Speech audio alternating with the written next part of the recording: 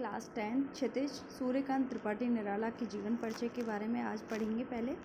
उसके बाद में हमें अपनी कविता का अध्ययन करना है। सूर्यकांत त्रिपाठी निराला का जन्म बंगाल के महिषादल में सन 1899 में हुआ। ये मूलतः गढ़ाकोला, जिला उन्नाव, उत्तर प्रदेश के निवासी थे। निराला की औपचारिक शिक्षा 9वीं तक महिषादल में ही हुई। उन्होंने स्वाध्याय से संस्कृत, बांग्ला और अंग्रेजी का ज्ञान अर्जित किया। वे संगीत और दर्शन शास्त्र के भी गहरे अध्येता थे।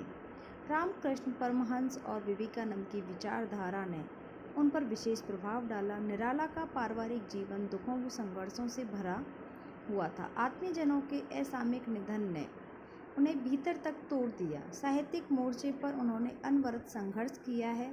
1961 में इनका देहांत हो जाता है। इनकी प्रमुख रचनाएं हैं अनामिका, परिमल, गीतिका और कुकुरमुत्ता और नई पत्ते। उपन्यास, कहानी, आलोचना, निबंध लेखन में इनकी ख्याति अविस्मरणीय रही है। निराला रचनावली की 8 खंडों में उनका संपूर्ण साहित्य प्रकाशित किया गया है। निराला विस्तृत सरोकारों के कवि हैं। दार्शनिकता, विद्रोह, क्रांति, प्रेम की तरलता, प्रकृति का विराट और उदात्त चित्र इनकी रचनाओं में उपस्थित है। उनके विद्रोही स्वभाव ने कविता के भाव जगत और शिल्प जगत में नए प्रयोगों को संभव किया है। छायावादी रचनाकारों में उन्होंने सबसे पहले मुक्त छंद का प्रयोग किया।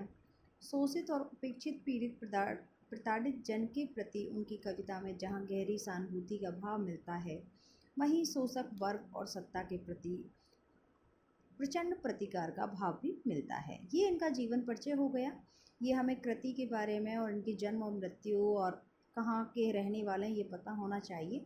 जो कविताएं हम पढ़ने जा रहे हैं, जो कविताएं अपने इस चैप्टर में आ रही हैं, उससे रिलेटेड इसमें बताया है कि कवि ने क्या क्या बताया है।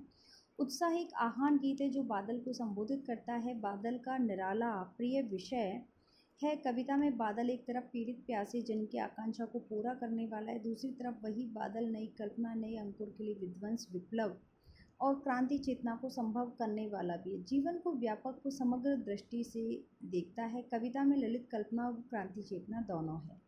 सामाजिक क्रांति या बदलाव में साहित्य की भूमिका महत्वपूर्ण होती है। निराला इसे नवजीवन और नूतन कविता के संदर्भ में भी देखते हैं। ये जो हमारी 2 कविताओं का वर्णन है, जिसमें उत्साह नाम की कविता है, उसके बारे में बताया कि बादल को संबोधित किया है। यहाँ पे अटनी रही, ये एक फागुन मास से रिलेटेड है। कविता फागुन की मादकता को प्रकट करती है और कवि फागुन की सर्वव्यापक सुंदरता और अनेक संदर्भों में देखता है। जब मन प्रसन्न हो, हर तरफ फागुन का सौंदर्य व उल्लास दिखाई पड़ता है। सुंदर शब्दों के चयन व लय कविता को फागुन की तरह सुंदर व ललित बना देती हैं। ठीक है, तो यहाँ पे एक क्रांतिकारी बोला गया है बादल को, और बारिश के लिए बोला जाता है उत्साह। बादल गरजो, हे बादल आप गरजो। बहुत गर्मी पड़ रही है, जैसे होता है ना मानसून का इंतज़ार रहता है, तो उस समय कहा जाता है कि हम बहुत परेशान हो गए हैं, बहुत गर्मी है, विकलता उत्पन्न हो गई है इधर, और बादल से प्रार्थना की जा रही है कि यहाँ पे अच्छे से बरसो, जिससे यहाँ पे सब पानी की पूर्ति हो, यहाँ पे गर्मी शांत हो।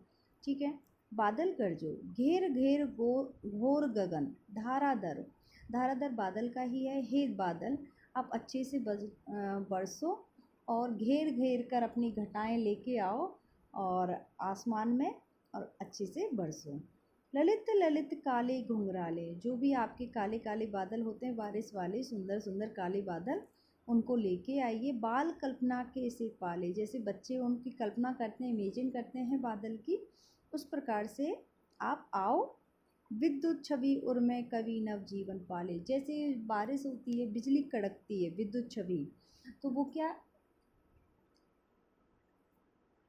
इस प्रकार से आप विद्युत छवि दिखाओ अपनी और अच्छी तरीके से बरसो। नवजीवन पाले, यदि तुम्हारी बारिश होगी यहाँ पे, तो यहाँ पर तुम्हारे पानी से नवजीवन उत्पन्न होगा। पृथ्वी पे बहुत सारे नवजीवन उत्पन्न होते हैं बारिश होने से, आप खुद भी जानते हो। जहाँ पे घास नहीं है वहाँ घास हो जाती है, बारिश होती है, छोटे छोटे पौधों को दोबारा से जीवन दान मिल जाता है। वज्र छिपा नूतन कविता में, इस कविता में आपसे ये कहा गया है, नई कविता है, इसमें ये कहा गया है कि आप वज्र के समान हो, बहुत कठोर हो, अच्छे हो और अच्छे से बरसो और जीवन भर दो, हमारा जीवन खुशहाली से भर दो।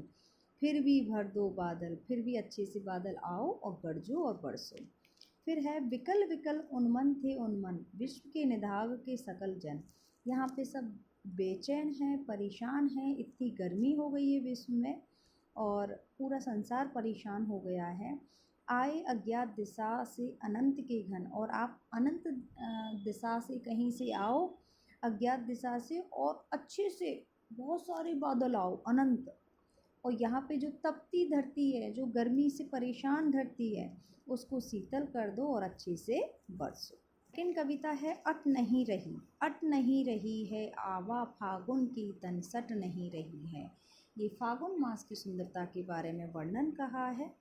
अट नहीं रही है, आज जो फागुन मास की आवा है बहुत शोभनीय है और यह ऐसी लग रही है, अट नहीं रही है। ठीक है, कहीं सांस लेते हो घर घर भर देते हो, उड़ने को नभ में तुम पर कर देते हो, तुम आँख हटाता हूँ तो हट नहीं रही है।